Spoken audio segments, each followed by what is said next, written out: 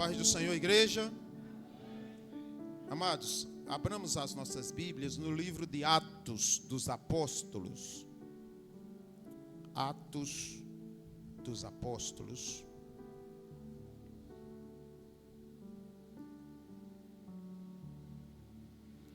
Capítulo 9. Atos dos Apóstolos, capítulo 9.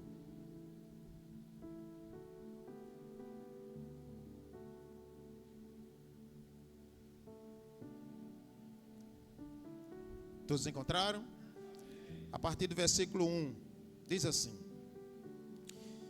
E Saulo, respirando ainda ameaças e mortes contra os discípulos do Senhor, dirigiu-se ao sumo sacerdote e pediu-lhe cartas para Damasco, para as sinagogas, a fim de que se encontrasse alguns deste caminho, quer homens, quer mulheres, os conduzisse presos a Jerusalém. E indo no caminho, aconteceu que, chegando perto de Damasco, subitamente o cercou um resplendor de luz do céu. E caindo em terra, ouviu uma voz que lhe dizia: Saulo, Saulo, por que me persegues? E ele disse: Quem és, Senhor? E disse o Senhor: Eu sou Jesus, a quem tu persegues. Duro é para ti recalcitrar contra os aguilhões. E ele, tremendo e atônito, disse: Senhor, que queres que eu faça? E disse-lhe o Senhor: Levanta-te e entra na cidade, e lá te será dito o que te convém fazer. Amém? Os irmãos sentem, mas deixem suas Bíblias abertas nesse texto, o qual nós traremos uma mensagem expositiva. Amados irmãos, esse texto fala de um homem chamado Saulo. Saulo era um fariseu, e a religião dos fariseus a religião farisaica era uma das religiões mais importantes na época de Jesus. Era a que mais se destacava. Tão importante era que no Sinédrio, que era o local que funcionava como o Supremo Tribunal Federal, ele era um dos juízes daquela cadeira, que ocupava aquela cadeira. Ou seja, os fariseus ocupavam a maior parte das cadeiras do Sinédrio, né? Então isso mostra que era uma religião muito importante. E Saulo, se aproveitando dessa importância que ele tinha, dessa influência, ele foi até o sumo sacerdote, que era a maior autoridade religiosa da época, e pediu uma carta, ou seja, uma autorização, para que ele pudesse ir para Damasco. Porque lá em Damasco, os crentes já haviam se escondido da perseguição de Saulo, que já havia mandado matar um homem chamado Estevão, um diácono fiel a Deus, homem de oração e de palavra. Mas Saulo, indignado, um legalista, conservador extremo da lei, mas não convertido, com a vaidade, né, do seu conhecimento, começou a perseguir os cristãos e não acreditavam acreditavam que Jesus era o Messias. Já havia mandado matar Estevão e agora queria ir atrás dos crentes que estavam fugitivos em Damasco. Com essa carta em mão, com essa autorização, ele formou uma comitiva e estava indo em direção a Damasco. Mas no caminho, diga no caminho, Deus frustrou os planos de Saulo, louvado seja Deus. Então ele, com a sua comitiva, de repente ele foi surpreendido por uma luz fortíssima, e era Jesus naquela luz. Ele não viu a pessoa de Cristo, mas viu a luz fortíssima, e no momento daquela luz resplandecente, ele ficou literalmente cego. Seus olhos naquele momento, se obscureceram e ele não via nada. E caiu por terra, entendendo que algo superior e muito maior do que a importância dele agora falava. E dizia: Saulo, Saulo, por que me persegues? E ele faz a pergunta: Senhor, quem és tu? Eu sou Jesus a quem tu persegues. E naquele momento rendido, desarmado, não é? Inutilizado, porque sua visão já não havia. Ele agora pergunta: e o que é que o Senhor quer que eu faça? O Senhor disse: entra na cidade e eu vou te dizer o que é que tu deve fazer. Louvado seja Deus. Eu trago, irmãos, nessa noite um tema que diz: Deus tem o poder para transformar vidas e enchê-las do Espírito Santo. Esse homem que estava indo uma viagem, que queria matar os crentes em Damasco, ele foi frustrado, aleluia, e agora ele estava na dependência de Deus. Uma ordem que ele tinha nas suas mãos agora não valia mais nada, porque agora o que valia era o que Deus ia dizer para ele. Louvado seja o nome do Senhor. Então esse Deus, irmãos, ele está nas nossas vidas e nós cremos que ele continua transformando. Deus tem o poder de transformar o pior ladrão. Deus tem o poder de transformar o pior assassino. Deus tem o poder de transformar a maior prostituta dessa terra em uma mulher de Deus, em um homem de Deus, em um pregador da palavra cheio do Espírito Santo. Ele tem poder para fazer isso. Agora nós vamos entender, não é? É o que Deus quer de nós como igreja, não é? Como instrumento em suas mãos para isso. Porque a luz já brilhou. Amém? O constrangimento, aleluia, Deus já criou, mostrando, aleluia, para esse mundo que há uma autoridade maior do que qualquer autoridade na parte da terra, e que Ele, aleluia, é quem dita as regras. E Ele é quem está no controle de tudo. E as coisas devem acontecer como Ele quer. Então, quando nós passeamos na Bíblia, nós podemos ver exemplos de personagens que tiveram esse encontro com o Senhor e foram transformados e cheios do Espírito Santo. Eu poderia citar aqui o Gadareno, que era um endemoniado na cidade de Gadara. E a Bíblia diz que aquele homem tinha uma legião de demônios. E uma legião eram aproximadamente 6.000 demônios. Porque legião era a divisão do exército de Roma, que era entre 3.000 a 6.000 soldados. 3.000 quando se dividia em centúrias, que eram 100 soldados, né? Quando se juntavam 3.000, poderia ser chamado como legião, mas oficialmente uma legião eram 6.000 soldados. Então quando Jesus perguntou para aquele gadareno: qual é o teu nome? E ele disse: o meu nome é Legião, porque somos muitos. Nós entendemos que na vida daquele homem haviam 6.000 demônios. E por isso que ele tinha uma força sobrenatural, que a Bíblia diz que amarravam nele correntes, e ele quebrava as correntes como se fosse papel. A palavra do Senhor diz que amarravam ele num tronco, que era cadeias, né? Era um tronco de madeira. Ele arrebentava o tronco, porque tinha uma força sobrenatural. E entendemos que de 6.000 demônios na vida dele, mas também aqueles demônios destruindo a sua vida. Ele se cortava com pedra, dormia nos sepulcros, andava nu. Mas quando Jesus chegou em Gadara, aleluia, expulsou aqueles demônios da vida daquele homem. E a Bíblia diz que ele estava assentado, conversando com as pessoas, vestido em perfeito estado. Louvado seja Deus. Mas não foi só isso. Aleluia, ele queria ir com Jesus. Jesus disse: não, vai para os teus e diz o que te aconteceu. E aquele homem pregou em 10 cidades, aleluia. E as pessoas que ouviam a sua palavra, que ouviam o seu testemunho, se alegravam, aleluia, com as palavras daquele homem. Então ele pega a pior pessoa, que as pessoas eram o terror de Gadara, que os homens corriam dele, que as pessoas tinham medo dele, o homem que andava nu, o homem que andava aterrorizando. Agora Aleluia, era um homem que pregava a palavra do Senhor e as pessoas se alegravam em ouvi-lo. Louvado seja Deus. Deus tem isso na nossa vida, Deus tem isso na nossa casa, Deus tem isso na nossa família, Deus tem isso nessa cidade. Louvado seja o nome do Senhor. Temos a história também de Zaqueu, que era um cobrador de imposto corrupto, mas um dia também se encontrou com Jesus. Quando Zaqueu se encontrou com Jesus, Jesus Cristo disse: hoje houve salvação nesta casa, louvado seja o nome do Senhor.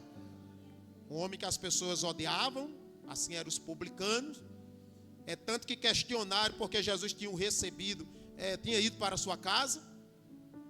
Jesus conversa com um pecador, se hospeda na casa de um pecador, mas aquele pecador, aleluia, mostrou arrependimento dos seus erros, e Jesus disse: hoje houve salvação nesta casa, louvado seja Deus. Ele tem um poder, irmãos. Temos também a história de uma mulher chamada Raabe, que era uma prostituta, que morava em Jericó, em uma casa em cima do muro. A sua casa era um motel ou um bordel, onde ela recebia os viajantes. Mas um dia ela ouviu falar de Deus. Amém? Diga, ela ouviu falar de Deus. É muito importante, irmãos, quando nós proclamamos o evangelho do Senhor. É muito importante quando nós proclamamos a palavra de Deus, porque quando nós proclamamos a palavra de Deus, nós estamos anunciando o poder, nós estamos anunciando a salvação, nós estamos anunciando o milagre na vida das pessoas. Ela ouviu falar de Deus e ela se converteu ao Senhor. Eu não vou entrar em detalhes porque a ministração não é sobre ela. E quando ela se converteu ao Senhor, ela se casou com um israelita.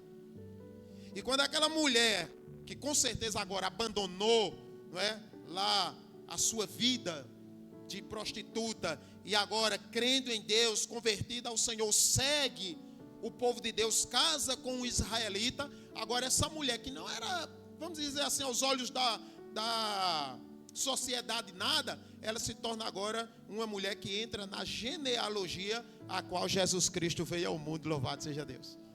Porque, irmãos, diga, Deus tem o poder de transformar vidas e enchê-las do Espírito Santo. Aleluia. Saulo é um desses personagens, um religioso extremamente zeloso. E eu digo a você, irmãos, que isso é muito perigoso. O que é perigoso, pastor? Ser religioso, principalmente extremo. Porque a pessoa religiosa, ela prima muito pelas tradições. Eu vou dar um exemplo aqui. Uma pessoa religiosa, ela valoriza muito utensílios, coisas físicas, e desvaloriza ou não dá atenção às vidas.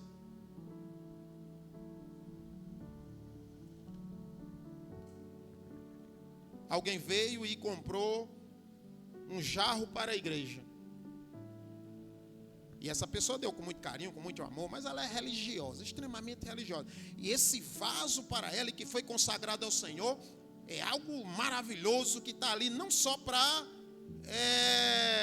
enfeitar, mas é uma preciosidade no templo. E de repente alguém veio e tocou nesse vaso e quebrou. Ah, meu Deus do céu, eu estou dizendo isso aqui baseado em coisas que eu já vi em 35 anos de evangelho que tenho. E porque a pessoa não repôs novamente aquele vaso, né, não comprou novamente, a pessoa ficou indignada, questionando, porque a pessoa quebrou o vaso. Ah, quebrou porque quis, aquele quebrou com inveja, e não sei, eu já vi isso, irmãos. Mas deveria ter a mesma sensibilidade de chegar para essa pessoa que quebrou o vaso e perguntar se ela tinha condição de comprar outro. E se não tivesse, eu tenho dinheiro e eu vou te dar e você compra outro, para que você possa honrar o tempo. Quem está entendendo, diga amém. Porque, irmãos, Deus não vai nos cobrar. Deus não vai nos cobrar pelo um vaso que for quebrado e não for reposto. Deus não vai nos cobrar por essa plataforma que nós chamamos de altar, se ela foi esmiuçada e a gente não reconstruir de novo, Deus também não vai me cobrar por isso.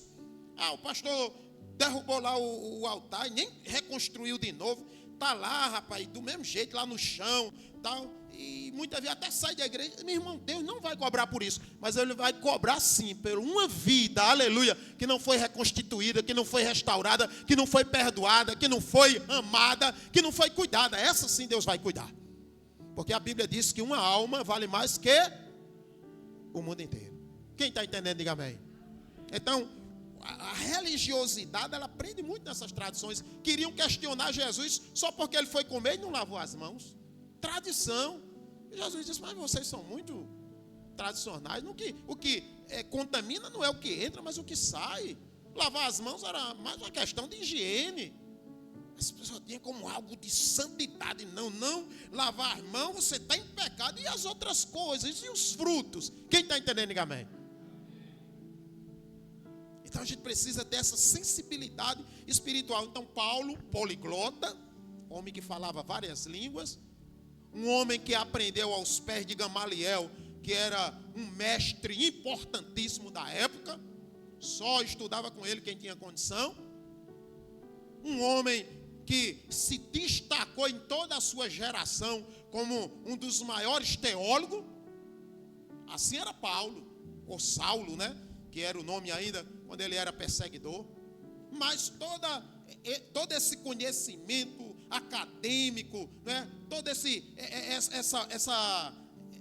essa influência, ele usou como uma vaidade, e agora querendo perseguir o quê?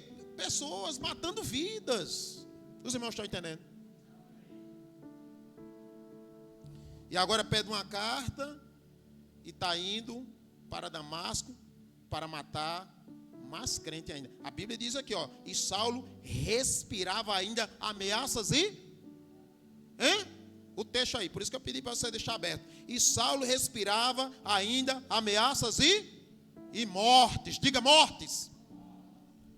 Saulo tinha gosto de sangue na boca. Ele disse, meu amigo, vou lá para Damasco, estou aqui, ó, com autorização. Chegar lá, eu vou passar a espada na goela de nego, eu vou arrancar os fatos fora. Vamos falar na nossa linguagem coloquial. Eu não quero nem saber, eu não quero saber se é criança, eu não quero saber se é jovem, eu não quero saber se é velho. Está aqui no texto. Vou levar preso, quem resistir a gente mata. Tenho autorização da maior autoridade, o sumo sacerdote. E a misericórdia? E o amor? Quem está entendendo, diga amém. E a sensibilidade, irmãos? Aleluia! E o temor? Porque Saulo é um conhecedor da lei. E o da lei lá, não matarás? Cadê? Mas no meio do caminho, Deus apareceu. Ou Jesus apareceu. E quando Jesus aparece, aleluia, maravilhas acontecem. Quando Jesus aparece, aleluia, milagres, aleluia, acontecem. E eu sei que Jesus, Ele não apareceu, Ele está aqui nessa noite, louvado seja o nome do Senhor. E Ele tem bênçãos e maravilhas para as nossas vidas, louvado seja o nome do Senhor. Voltaremos aqui de posse de vitória. Você crê nisso? Levante sua mão e diga glória a Deus. De posse de vitória, porque Ele está no lugar. E aonde Ele está, a fartura de alegria. Jesus apareceu. Mas uma coisa interessante, meditando nesse texto, irmão, antes de aqui aplicar os pontos, eu serei breve. Uma coisa me chamou a atenção, meditando nesse texto, é que Saulo estava indo para onde? Para Damasco. Com o quê? Autorização do sumo sacerdote. Para fazer o quê? Prender, torturar, matar. Mas os crentes lá em Damasco não estão sabendo de nada. Sabe o que o Espírito Santo me ensinou aqui? Irmãos, às vezes a gente não sabe o que é que o diabo está preparando para as nossas vidas. Está lá a mulher varrendo a casa, lavando a roupa. Está lá o homem no campo com machado, né, arrancando a lenha. Está lá o agricultor plantando, né? Está lá o cuidador, o pastor lá de ovelhas, né? Pastoreando, e todo mundo na sua tranquilidade, na sua atividade. Nós estamos longe lá daquele perseguidor, viemos aqui para esse local de refúgio, estamos aqui de boa, e o diabo com um plano traçado, aleluia, para destruí-los, para matá-los, para torturá-los, para criar terror na vida deles. Irmãos, diga assim: se não é Deus cuidando de nós, nossas estratégias não são nada. Amém, igreja? Não são nada. Estavam lá em Damasco, não, aqui a gente, ele vai vir para aqui não. Estamos escondidos, ele nem sabe que a gente está aqui. Aleluia. E o diabo já com um plano todo traçado para destruí-lo. Mas no meio do caminho, a mão de Deus, aleluia. É assim que a mão de Deus está assim, ó, para a tua vida nessa noite. Nós não sabemos quais são as armadilhas, nós não sabemos quais são os projetos do inimigo contra a tua vida, mas nessa noite, irmão, se Deus mandou essa palavra, e o Espírito Santo de Deus está aqui neste lugar, o Senhor como apareceu ali para Saulo, aleluia, neste lugar é a casa dele, o âmbito da sua pregação, da sua revelação, e ele diz nessa noite, aleluia, eu estou com a mão assim, ó, aleluia, cuidando de você e quebrando as armadilhas. Irmão, dê glória a Deus e saiba disso, que se nós estamos aqui nessa noite glorificando, é porque a mão de Deus tem nos guardado, tem nos protegido, porque nós não sabemos as artimanhas do diabo para destruir nossa vida. Certa vez Pedro se achando, não é,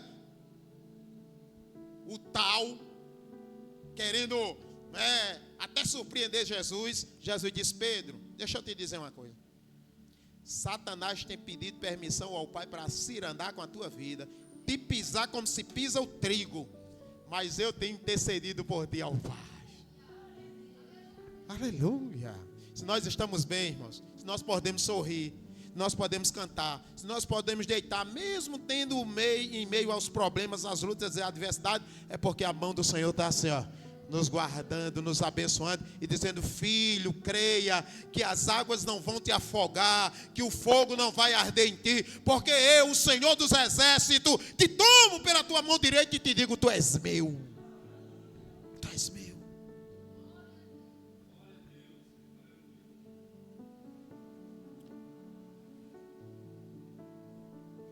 Deus tem poder. Quem pode completar o tema nessa noite?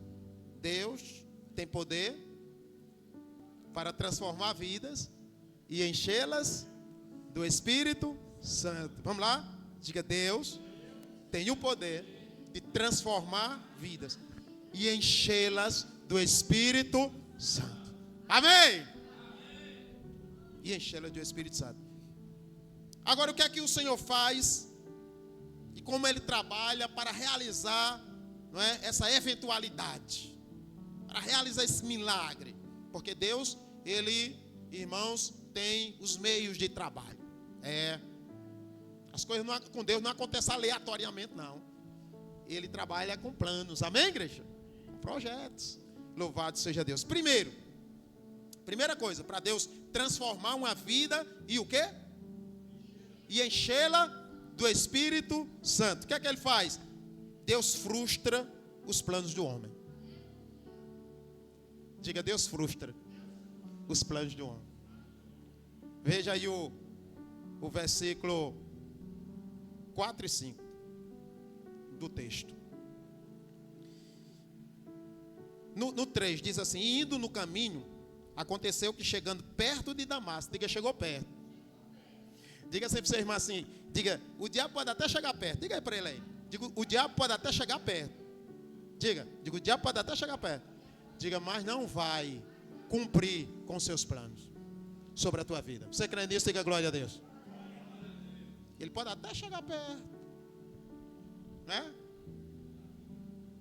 A Bíblia diz aqui que Saulo chegou perto com seu plano maligno. Não tinha nada de Deus ali, mas era carnal, era maligno. Chegou perto.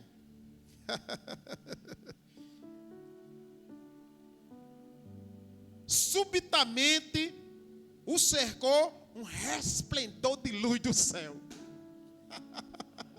Você está entendendo nessa noite, igreja?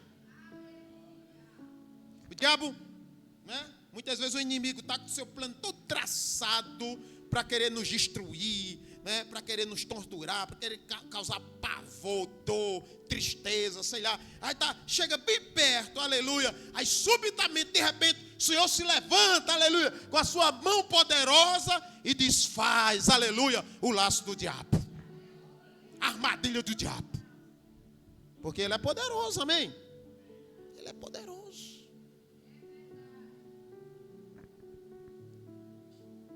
Aí o versículo 4: e caindo em terra, ouviu uma voz que lhe dizia: Saulo, Saulo, por que me persegues?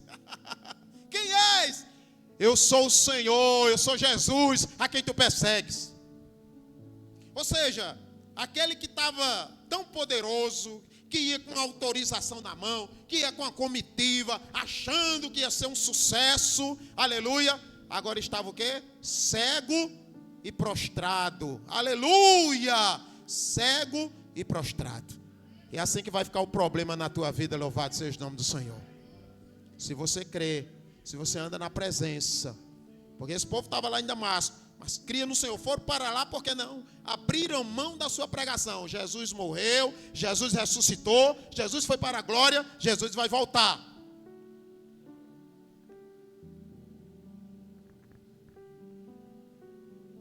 Segundo, eu vou adiantar, porque o texto é rico. Se a gente for explanar aqui cada ponto detalhadamente, tem coisa, tem pano nas mangas para a gente falar.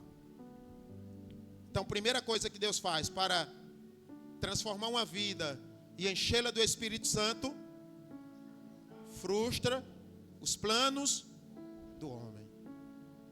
Eu me lembro da minha conversão. É Renata? Renata? Eu me lembro da minha conversão, Renata. A igreja aqui já conhece, né? Eu já falei. Em 89, eu no exército, jovenzinho, né? Nem namorada tinha, né? Estava ainda querendo arrumar uma namorada no exército. Aí eu estava indo, era um dia de sábado, e eu tinha acertado com os amigos para ir para uma boate chamada Maria Fumaça. Só que lá só começava à tarde. Aí eu estava indo para uma festa, dessas festinhas que tem de padroeira, só para fazer bilhetinho lá, né? A câmera ficava mandando lá para as meninas. E eu estava aí, todo empolgado, né? Todo arrumado. Aí no caminho, diga no caminho. Você tá entendendo? Você está entendendo, igreja? No caminho, ao meu encontro, vinha Ronaldo, conhecido como Neguinho. Neguinho era um terror lá na cidade de Campina Grande, no bairro que nós morávamos, que era o bairro das Malvinas. Naquelas festas de sabe que tinha antigamente, Neguinho acabava todas. Naquela época a droga conhecida era a maconha. Neguinho era maconheiro. E Neguinho acabava as festas na peia, na briga. No Parque do Povo, maior São João do mundo, ele deixou um punhal enterrado na perna do camarada lá. O cara ficou gritando lá e ele correu. Neguinho era perigoso, assaltante de ônibus. Mas agora eu vou lá para a festinha, lá para depois para Maria Fumaça. Aí lá vem Neguinho, né, com a Bíblia debaixo do braço. Meu nome de guerra era Francisco. Francisco, tu está indo para onde? Eu disse: eu vou aqui na festinha da padroeira. Mais tarde eu vou na Maria Fumaça. Ele disse: vamos para a igreja comigo? Aí eu pensei, eu digo, é só para passar tempo. Voltei, aleluia, e fui para a igreja presbiteriana. Cheguei na igreja presbiteriana, muitos jovens, uma igreja alegre, povo louvando, que alegria. Eu fiquei olhando assim, admirado, né, com aquela alegria, aquele louvor. Aí a palavra foi a mulher do fluxo de sangue. Resumindo, irmãos, teve o apelo, eu resistente, porque eu estava pensando lá na boate, Maria Fumaça. No outro dia eu ia para Buqueirão, que era onde tinha as compostas de água do açude, né? Tinha as piscinas, né? E tinha um clube lá, e beber, e dançar, enfim. E eu pensando, né? Maria Fumaça, e amanhã, Buqueirão, tal, e o pregador lá fazendo o apelo. E meu irmão, daqui a pouco eu estava com as minhas mãos levantadas, chorando diante do altar, entregando minha vida a Jesus. Cheguei em casa, minha mãe disse: se não fosse para a festa não, fui não, mãe, e nem vou. eu agora sou crente. Quero ver quando teus amigos chegarem te chamando para tomar cerveja. A senhora vai ver, faz 35 anos que eu estou na presença de Deus. Ou seja, Deus frustrou, amém? Meus planos eram, vou para a festinha, depois vou para Maria Fumaça, mas naquele dia o Senhor me levou para a igreja, transformou a minha vida, me encheu com o Espírito Santo e hoje eu estou pregando a palavra do Senhor. Segundo, irmãos, que eu aqui tenho pouco tempo aqui. Deus usa os seus servos para ministrar a libertação da cegueira. Segunda coisa que Deus usa para transformar uma vida e enchê-la do Espírito Santo é usar os seus servos. Diga sempre para o seu irmão, diga, Deus te usa, meu irmão. Amém, igreja? Nós temos que ser instrumento nas mãos de Deus, irmãos. Nós temos que ser instrumento. Olha só. Deixa eu abrir minha Bíblia aqui. Eu estou na Bíblia digital aqui porque é mais rápido para... Vê aí o versículo 10 e 12 comigo. Do capítulo 9 que nós estamos lendo. E havia em Damasco um certo discípulo chamado Ananias. E disse-lhe o Senhor em visão, Ananias. E ele respondeu, eis-me aqui, Senhor. E disse-lhe o Senhor, levanta-te e vai à rua chamada direita e pergunta em casa de Judas por um homem de Tarso chamado Saulo, pois eis que ele está orando. E numa visão ele viu que entrava um homem chamado Ananias e punha sobre ele a mão para que o tornasse a ver. E respondeu Ananias, Senhor, há muitos ouvi acerca deste homem, quanto males tem feito aos teus santos em Jerusalém. E aqui tem poder dos principais sacerdotes para prender a todos os que invocam o teu nome. Disse-lhe, porém, o Senhor, vai, porque este é para mim um vaso escolhido, para levar o meu nome diante dos gentios e dos reis e dos filhos de Israel. E eu lhe mostrarei quanto deve padecer pelo meu nome. Amém? Olha só, irmãos. O mesmo Jesus que apareceu lá, perto de Damasco, no caminho de Damasco, e fez com que Saulo ficasse cego, se prostrasse, ouvisse a voz do Senhor. Não era o mesmo Jesus que poderia também tirar a cegueira de Paulo, sim ou não? Diretamente, poderia. Mas ele vai inquietar um homem chamado Ananias, que está lá dormindo.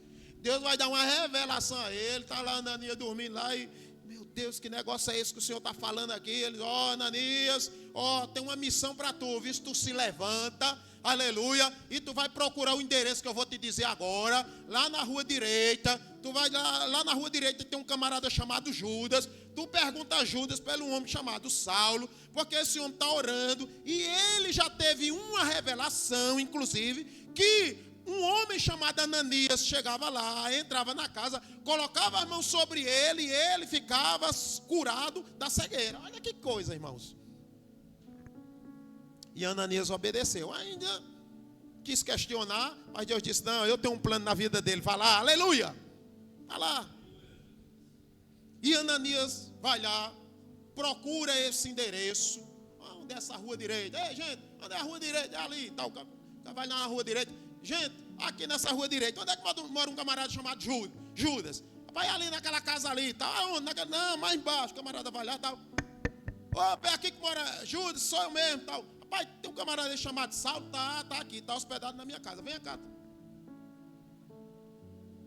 É isso que Deus quer da igreja, amém, irmãos? Porque essa luz, aleluia, já resplandeceu. A cegueira está aí, irmãos. As pessoas estão com seus olhos vedados. Não enxergam o amor.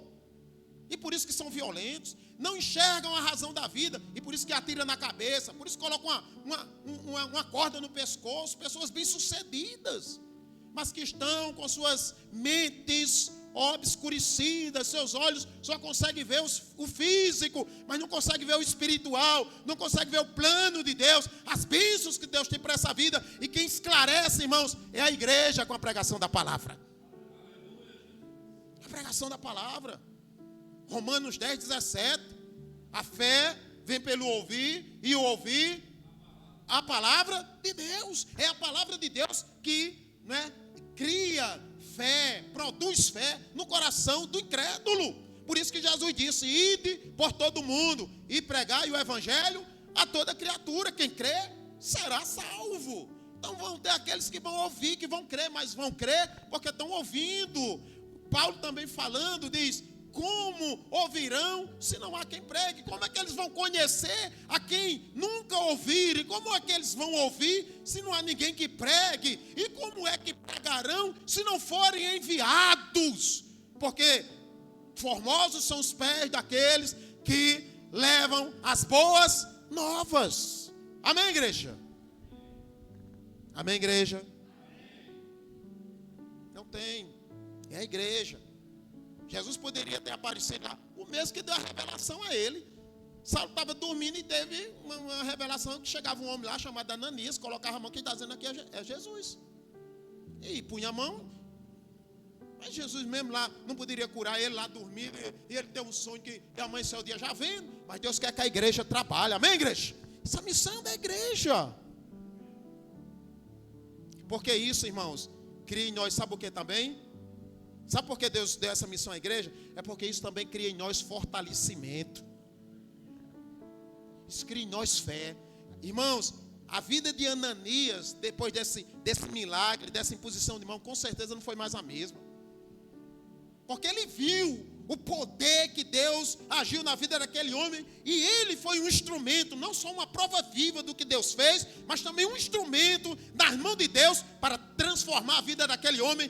Pondo as mãos sobre ele, vendo aquilo como escama caindo dos seus olhos, ele poder enxergar e se transformar no maior pregador da palavra de Deus, no maior implantador da igreja e no maior criador de doutrinas que até hoje a gente usa. Terceiro e último, irmãos. Primeiro, para Deus transformar uma vida e enchê-la do Espírito Santo, quem lembra? Frustra os planos do homem. Deus frustrou. Não é isso não que você está pensando, não. Quem manda sou eu, aleluia. Segundo, Deus usa os seus servos para ministrar a cura, a palavra, a bênção, amém? E terceiro e último, Deus muda a atitude do homem. Diga, Deus muda a atitude do homem. Versículos 15, a partir do 15, por favor, para a gente encerrar. Disse-lhe, porém, o Senhor: vai, porque este é para mim um vaso escolhido para levar o meu nome diante dos gentios e dos reis e dos filhos de Israel. E eis que lhe mostrarei quanto deve padecer pelo meu nome. E Ananias foi e entrou na casa, impondo-lhe a mão, disse: irmão Saulo, o Senhor Jesus, que te apareceu no caminho por onde vinhas, me enviou para que tornes a ver e sejas o quê? Cheio do Espírito Santo.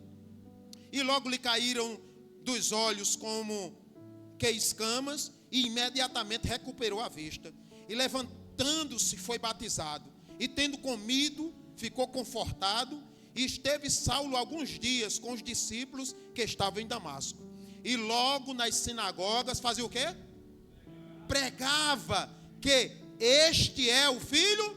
Olha, o camarada estava indo lá matar os crentes, mandando calar a boca. Ele não fala, pregue sobre esse Jesus, não. Essa é uma seita. Vocês estão dizendo aí que Jesus ressuscitou. Esse cara não é Messias, não. Mas agora, aleluia, ele entrava nas sinagogas dos judeus, viu? Que também não criam. E agora ele dizia: olha, vocês estão errados, viu? Vocês estão errados. Jesus, aquele lá que os crentes pregam, da cruz e tal, ele realmente é o Messias. Ele pregava agora nas sinagogas dos judeus. Cadê? Onde era que eu estava? Não, no 20. O 21. E todos os que ouviam estavam atônitos e diziam: não é este o que em Jerusalém perseguia os que invocavam este nome? Esse cara está ficando doido aí, é? Ele perseguia quem falava de Jesus. E agora, e para isso veio aqui para os levar presos aos principais sacerdotes? Saulo, porém, se esforçava muito mais e confundia os judeus que habitavam em Damasco, provando que aquele era o Cristo.